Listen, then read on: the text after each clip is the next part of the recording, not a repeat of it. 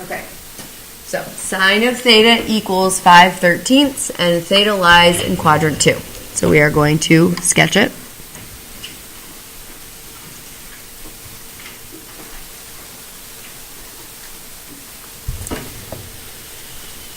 And opposite over hypotenuse is 5/13. Pythagorean triple, what is my missing side here? Not 12, negative 12, because we're going in that negative direction. So obviously we know the sine of theta. They gave it to us, but they want to know what is the sine of twice theta now. And first of all, just out of curiosity, what quadrant will 2 times theta be in?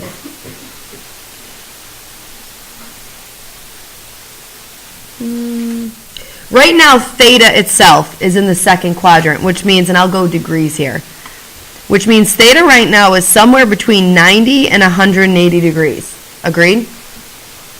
Could be 91. What would happen if you doubled 91? It would be what? It would be 182, so it would be in the third quadrant. What would happen if you doubled 179? It'd be in the fourth quadrant. So we don't know exactly where theta is going to be when you double it, but it's definitely in the third or fourth quadrant. Yes? And what is the sine of anything in the third or fourth quadrant? Negative. So we do expect a negative answer. I'm just trying to get you to kind of, as concretely as possible, envision what we're doing here. Now, I could figure out what theta is if I had a calculator, right? I could do inverse sine on this, and I would figure out what theta actually is, but I don't have a calculator. So I can't physically double it and then find the sine of that new angle. So here all you do is just use your formula. Sine of 2 theta is the same as 2 sine theta cosine theta. And then we already know sine theta is 5/13.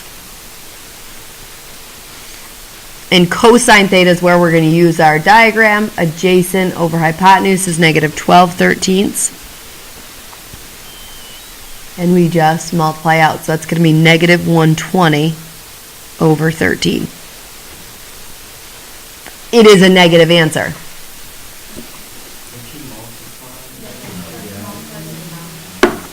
Sorry. 169, thank you.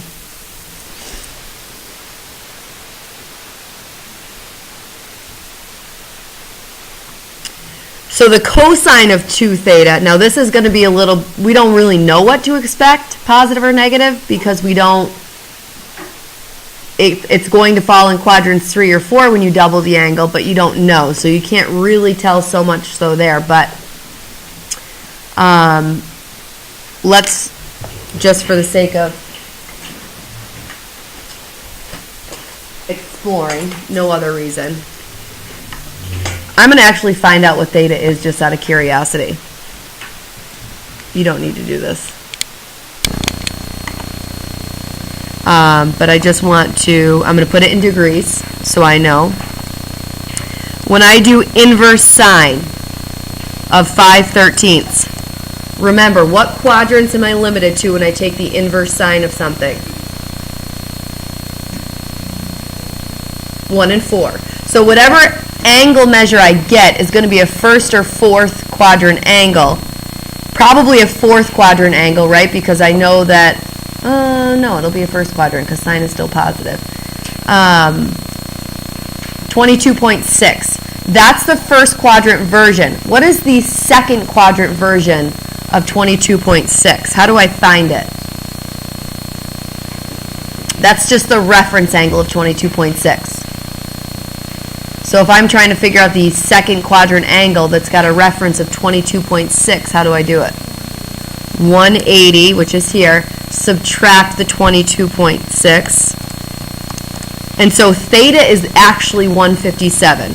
Now again, you would never know that or be able to figure that out without a calculator, but I'm just kind of giving you some concrete vision behind why these negative versus what answer we should expect here makes sense.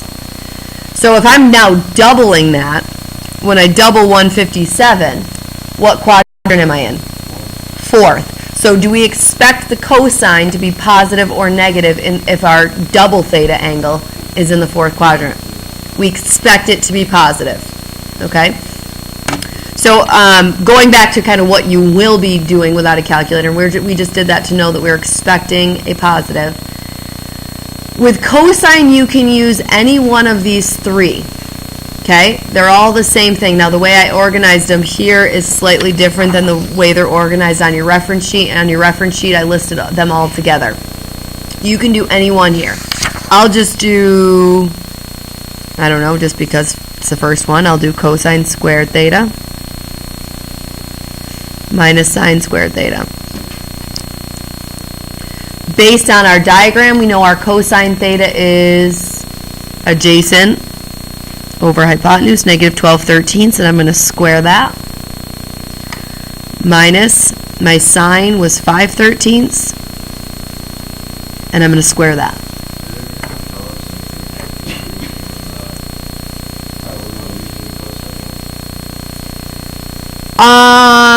Are you going to have to? No.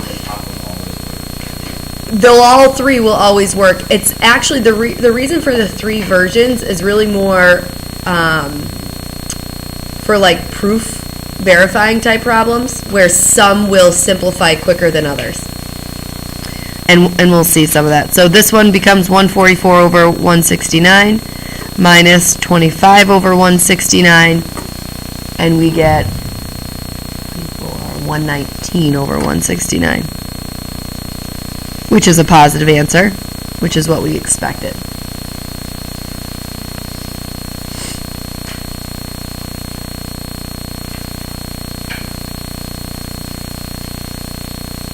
Good?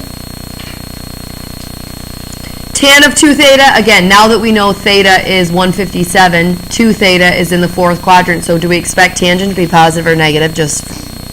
We expect it to be negative. We're going to use our formula 2 tan theta over 1 minus tan squared theta.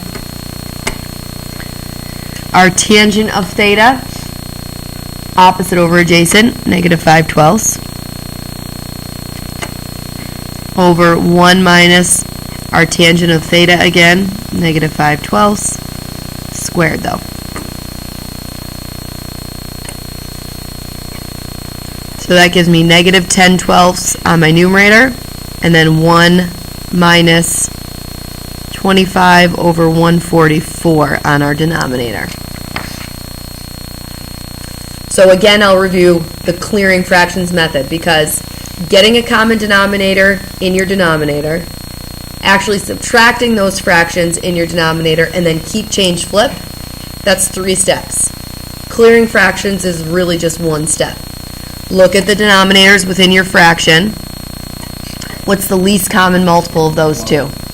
Least common multiple, not factor. Least common multiple. What number do both of those go into evenly? 144. So that is what I'll multiply the numerator by and the denominator by to clear the fractions. So what happens, because it's the least common multiple, it's going to cancel out both your fraction denominators. So the 12 and this 144 will reduce to 12. That numerator will just be negative 10 times 12, negative 120. My denominator was a binomial, so I have to distribute it. It'll be 144 minus, and then when I distribute to the fraction, the 144s will cancel, and it'll just be minus 25.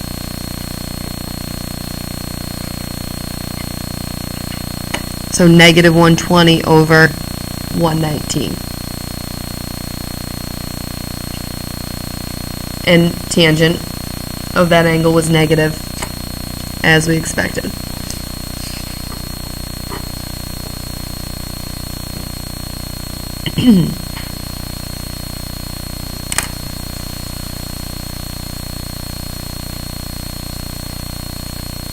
Any questions? Okay.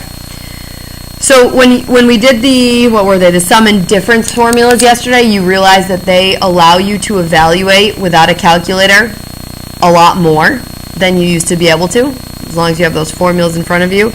The half angle and the double angles do that as well. So 15 is double what? 7.5. Well, we don't know. 7.5 is not an important number to us. So if we were to ever change that to the tangent of 2 times 7.5, that's not helpful, right? Because we don't know a theta of 7.5 doesn't do much for us. So the double angle is not really going to apply here. What is this angle half of? 30. And we know a lot about 30, yes? So we're going to change this to 2 times the tangent of 30 over 2. Over 1 minus the tangent squared of 30 over 2.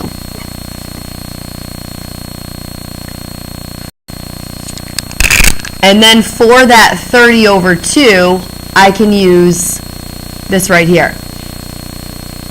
Yes? Stephen?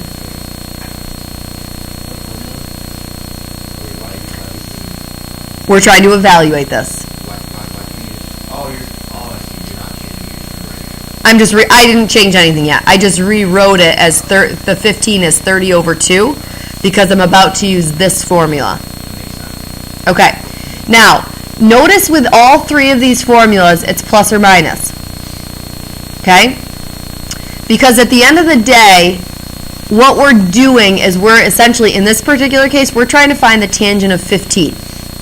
We're using 30 over 2 to be able to do that, but should the tangent of 15 be positive or negative? 15 degrees is in what quadrant? The first. So the tangent of 15 should be positive. So you're going to have to make a conscious choice based on what the angle is that you're looking to essentially find the tangent of and whether it should be plus or minus depending on the quadrant. So because 15 degrees is in quadrant 1, we're going to take the positive version of that. So in our numerator, in using our formula, we have 2 times, and we're taking the positive. Let me zoom out so I get it all on the screen. We're taking the tangent of 30 over 2 is going to be the same thing as the square root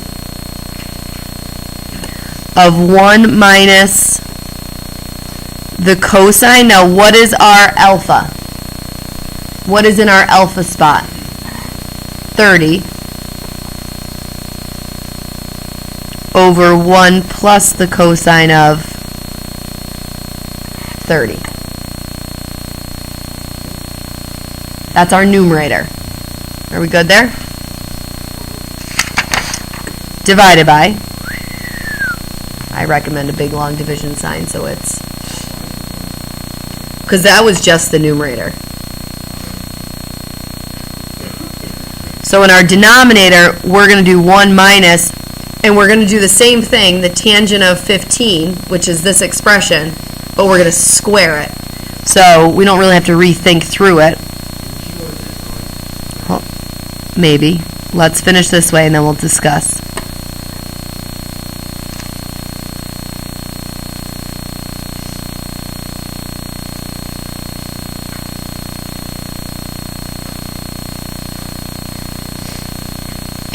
And then before I kind of go on, I'm going to reduce my cosine 30s. So 2 times the square root of 1 minus, what's cosine of 30?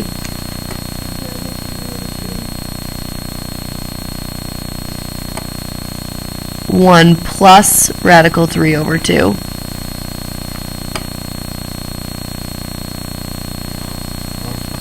All divided by 1 minus my square and my square root cancel. Are we good with that? Are you guys good with that? So that'll just be 1 minus root 3 over 2 over 1 plus root 3 over 2. So it's the algebra that's ugly here. It's really not so much the trig as it is the algebra. Where would we like to simplify? What do you think makes sense to try to simplify first?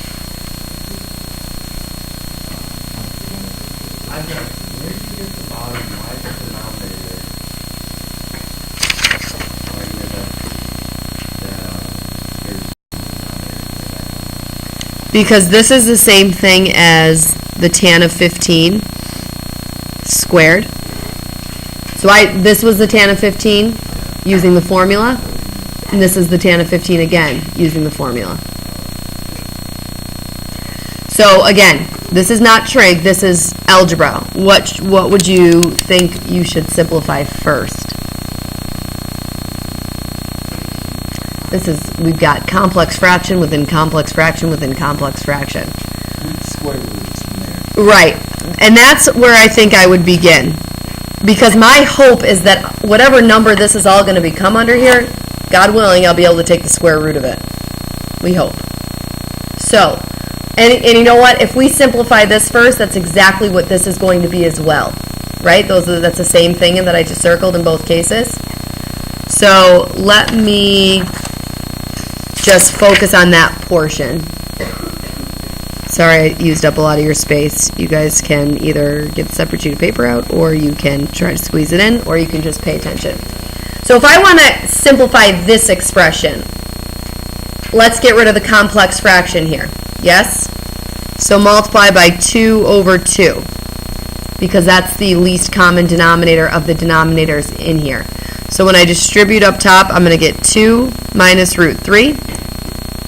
And when I distribute on the bottom, I'm going to get 2 plus root 3.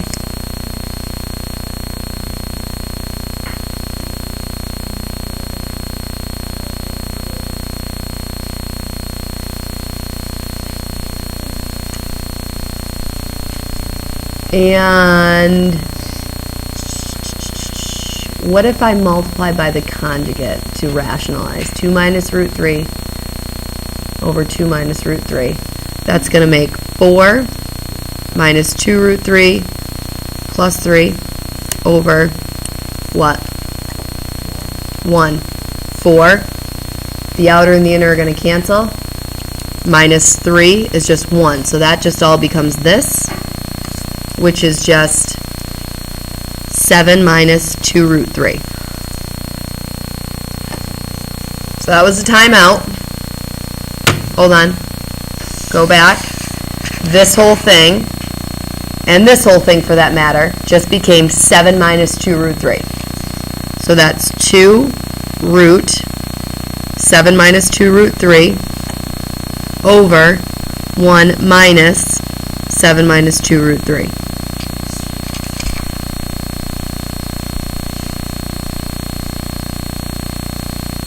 And then we can just clean up the denominator. Distribute your minus.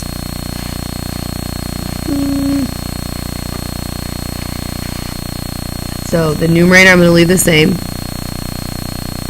Josh, I'm more and more interested in what your thought was to make this simpler, because I feel like it should not be this difficult. 1 minus 7 is negative 6, and then minus negative 2 root 3 is plus 2 root 3.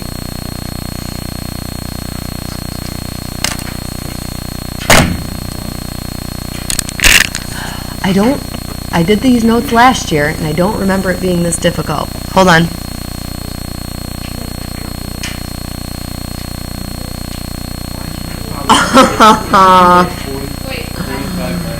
Oh, because someone look at your formula sheet and raise your hand when you can see a better formula that we could have used to make our life.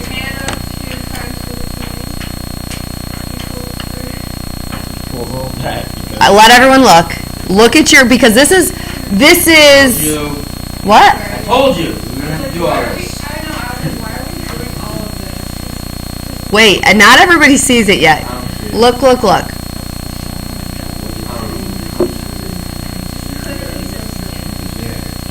We have 5 minutes. So real life situation here. When you have this entire formula sheet in front of you, there are often different ways of going about it. And part of what we're discovering is how to find the most efficient way. When something is this hard, you know it shouldn't be this hard. I found it 7 minutes ago. Well, you should have. I probably said hold on. I needed to. I just didn't write any of this down because I knew it was easy to go. So if you look back at this, You said double angle wouldn't work. well, because I was thinking of going the forward direction with it, which is sometimes what you'll have to do. So what we were given was 2 tangent of 15, 1 minus tangent squared of 15. So we were just given that theta is 15, going backwards, tangent of 2 times 15, tangent of 30, radical 3 over 3. So if I go backwards with the double angle formula, sorry, Now I need more. So how do you go? you're more confused. Why? You just go backwards. This is the problem that we're looking at. It's just that theta is 15 in the problem that we're looking at. So if theta is 15, you're going to use this formula backwards and make it tangent times of 2 times 15, which is tangent of 30, which is root 3 over 3. That's not what we got. It's not the same version of that we got, but if we simplified this, like with a calculator, it would be the same decimal as root 3 over 3. Stephen, I can do whatever I want. No one said I had to do the entire back, did they? We're not gonna want to do our homework. So tangent of 2 times 15 is just the tangent of 30. Now the question is, with my other classes today, should I go right to that way or should I? No, they're not going to finish. Make them suffer. I should scare them with that. Yes, please do. See, no, yeah, see if they figure it out. See if they actually pay attention. See if they actually pay attention to the formulas. But then Josh, how come you said 5 minutes after, like later, that you, like, never mind, I think I was wrong. We got to like the big radical of 2 times and the 1 minus. And then you're like, it's not Then I'm going to just like, equal. wait a minute. This makes no sense because it's the same thing as 2 times 15, which is like in the top 15. And you just shut me down, so I wanted to go all through this just so I can say that. All right. So let's go. What do we have on the back here? Verifying. Yeah, we'll hold off on that till tomorrow. So I'm just going to have to adjust your homework. So give me a minute. Who asked that? I would say sometimes it's a trial and error. It is. It's not, there's no hard and fast rule of, if it's this type, use this formula. Just the more you practice and get more well-versed with your formulas, the better your skill will be at naturally picking what you think will work, based on what you've seen and practiced with in the past. There are no hard and fast rules, and multiple methods can work. Capiche? I will say this, and I started to get suspicious right here. It shouldn't, and it almost won't ever need to be that hard. Can we still work it? Yeah, we can. But it shouldn't need to be that difficult. So that might, here at this point, you say, okay, let me stop and go back and see, was there a simpler way that we could have done this? But it works. So what's the homework? I'm working on that. I just got a question asked of me, so I would decide I would answer it. Is that okay, Josh? Yeah, I was just making sure. All right. Oh, well, 2 minutes. That's plenty. Should I wait one more before I tell you? Let's do 1 through 81. This is all fine. 1 to 5. That was awesome.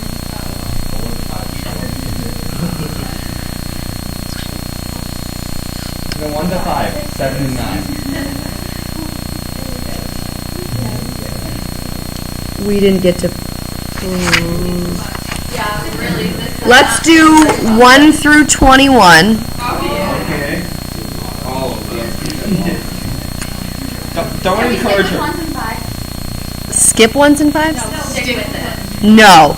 Let's do 3s, 7s, and 9s.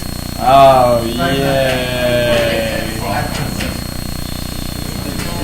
So 1 through 21, 3s, 7s, and 9s. I have so much math I need to do tonight. so much math.